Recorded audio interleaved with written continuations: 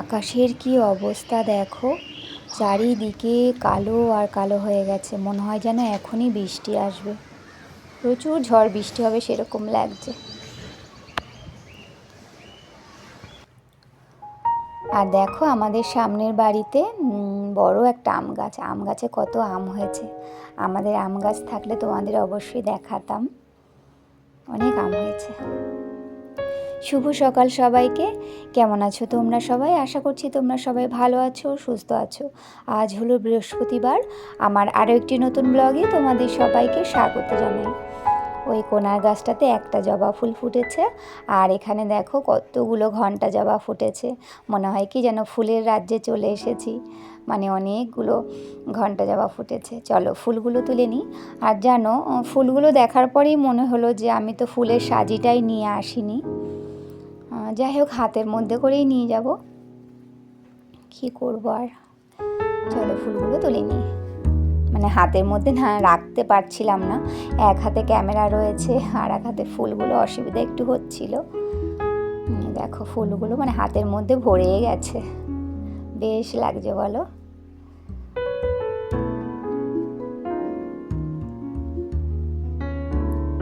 আর এখানে দুটো গোলাপ একসাথেই ফুটেছে, মানে আজকেই এতটা ফুটলো, ছোট্ট ছিল কদিন। আর এই হলুদ গোলাপও একটু একটু করে ফুটছে। আর এখানে বেলি ফুলও বেশ মানে হয়েছে, কিছু হচ্ছে প্রত্যেক দিনই। চলো নিচে নেমে যাব।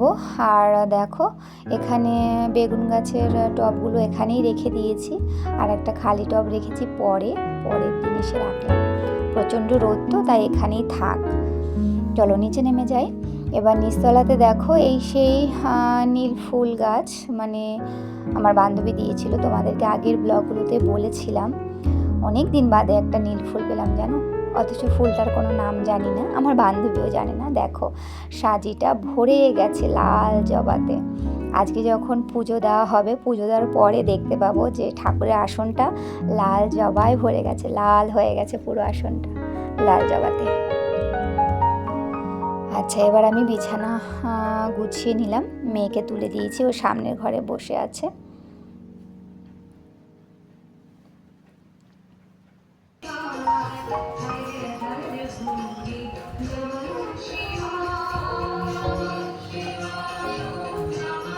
বন্ধুরা আজকে আমার ব্লগটা তোমাদের কাছে ভালো লাগলে প্লিজ একটা লাইক দিয়ে ভিডিওটা দেখা শুরু করো।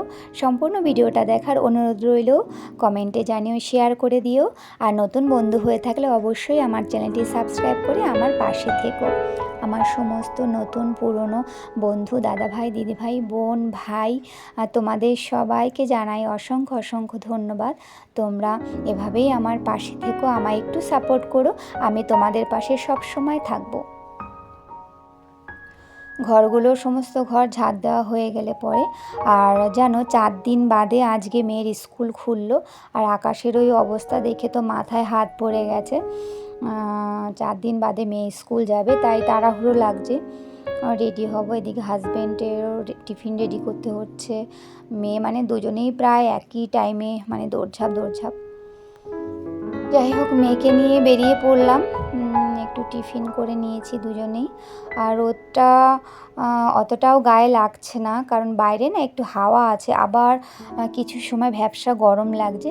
আর এই দেখো সেই রাস্তাটা, এই রাস্তায় না সাদা বালি ফেলেছে, যত সম্ভব ঢালাই করবে কিছুদিনের মধ্যেই, বেশি দিন হয়তো আর হাঁটতে পারবো না এই গলিটার ভেতর দিয়ে।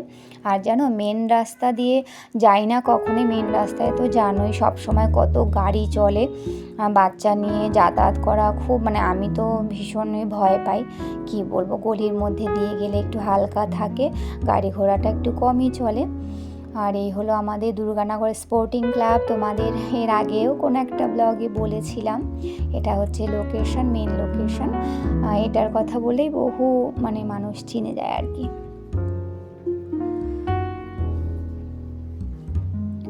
আচ্ছা, মেয়েকে দিয়ে এসে এই সবে ঘরে ঢুকলাম, আর প্রচণ্ড কষ্ট হয়ে গেছে। আর গরমের সময় সবারই কষ্ট হয়, একটু হাঁটাচলা করলে ঘেমে একেবারে অস্থির হয়ে যেতে হয়। এখানে 5 মিনিট আমি বসবো, তারপরে রান্নাঘরের দিকে যাব। আর ওপরে মাথার ওপরে ফ্যান চলছে দেখো, মানে মনে হচ্ছে কি হাওয়া একদম গায়ে লাগছে না, ভীষণ কষ্ট হচ্ছে। যাই হোক, একটু রেস্ট নিয়ে তারপর রান্নাঘরের দিকে যাব। আর দেখো এখানে মসুর ডাল, পাট শাক দিয়ে করছি মসুর ডাল। ফোড়নটা দিয়ে দিয়েছি, ফোড়নে দিয়েছি শুকনো লঙ্কা আর কালো সর্ষে আর রসুন, আর একটু সময় জাল দেবো, হয়েই গেছে ডাল রান্নাটা আমার। তারপর নামিয়ে ফেলবো। আর এখানে দেখো আছে তেলাপিয়া মাছ, গোটা গোটাও আছে, আবার কিছু টুকরো করা আছে। লতি দিয়ে করব, লতিটা না ধোয়া আছে, ভালো করে ধোয়া আছে, একটু হালকা করে সিদ্ধ করে নেব। আর এখানে দেখো, তোমরা তো জানোই এই তেঁতো ঝোলটা আমরা মাঝে মাঝেই খেয়ে থাকি, মানে সপ্তাহে একদিন তো হবেই। এটাও করবো, ওই ছোটো ছোটো টুকরো করে রাখা যে মাছগুলো আছে ওইগুলো দিয়ে করব। বেশ ভালো লাগে, গরমের জন্য বেস্ট খাবার। আর এখানে চাল ভালো করে ধুয়ে ভিজিয়ে রেখেছি, আর আধা ঘন্টা 1 ঘন্টা বাদে ভাতটা বসাবো।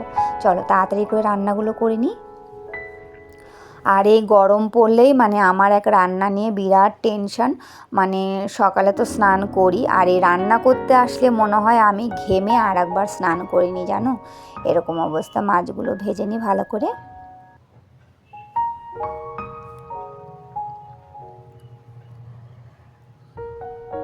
মাছটা একটু বেশি মনে হয় ভাজা হয়ে গেল, বুঝতে পারলাম।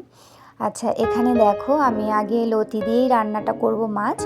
এখানে আমি সামান্য মশলাই দিয়েছি, অল্প করেই সমস্ত মশলা দিয়েছি। আদা জিরে বাটা আর পেঁয়াজ রসুন আর লঙ্কা আছে। আর পেঁয়াজটা না একটু হালকা করে আমি বেটে দিয়েছি, মানে আধা বাটা করেছি পেঁয়াজটা। এবার নুন হলুদ দিয়ে ভালো করে মশলাটা একটু কষিয়ে নেব। আর লতিটা তো সিদ্ধ করে রেখেছি, ওই লতি দেওয়ার পরেও আরেকটু ভালো করে কষিয়ে নিয়ে তারপরে পরিমাণ মতন জল দিয়ে দেব। আর এভাবে, আর ফোড়নে দিয়েছি রাঁধুনি ফোড়ন দিয়েছি। আর এভাবে তো রান্না করি, তোমরা মাঝে মাঝে আমার ব্লগে দেখে থাকো, তারপরেও তোমাদের কাছে আরেকটু শেয়ার করলাম। এভাবে লতি দিয়ে রান্না করলে না সত্যি ভাতটা মাখলে খুবই ভালো লাগে খেতে। অনেকেই হয়তো তোমরা খেয়ে থাকো, যারা না খাও এভাবে করে খেয়েও খুব ভালো লাগবে। এবার লতিটা দিয়ে দিলাম, এবার একটু ভালো করে কষিয়ে নেব, তারপরে জল দিয়ে দেবো।